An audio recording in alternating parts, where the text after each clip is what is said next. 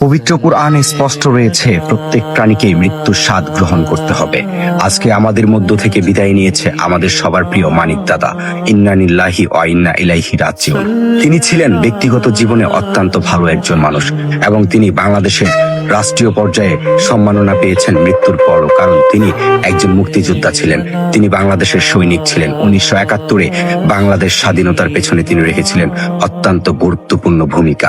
সে কারণেই তাকে রাষ্ট্রীয় পর্যায়ে সম্মাননা দেওয়া হচ্ছে। আমরা এই জীবন নিয়ে কতটা অহংকার করি। একদিন আপনাকেও আমাকেও মসজিদের এই লাশের খাটিয়ায় শুয়ে থাকতে হবে। অবাক এবং নির্বিঘ্ন ভাবে আপনাকে আমাকে প্রত্যেকটা মুহূর্ত উপভোগ করতে হবে। অনেক কিছু বলতে চাওয়ার ইচ্ছা থাকা সত্ত্বেও কিছুই বলতে পারবো না, কিছুই করতে পারবো না। যদি পাপ করে যাই অবশ্যই কবরের আযাব সহ্য করতে হবে, এবং পুণ্য করে গেলে আমার সেই পুণ্যগুলো আমাকে কবরের আযাব থেকে মুক্ত দিবে। কথায় রয়েছে, আপনার কোটি কোটি টাকা নয়, কবরে আপনার সাথে যাবে আপনার রেখে যাওয়া ভালো আমলনামাগুলো। আসুন আমরা সময় থাকতে ভালো কাজ করি এবং সবাইকে ভালো কাজের প্রতি উৎসাহিত করি।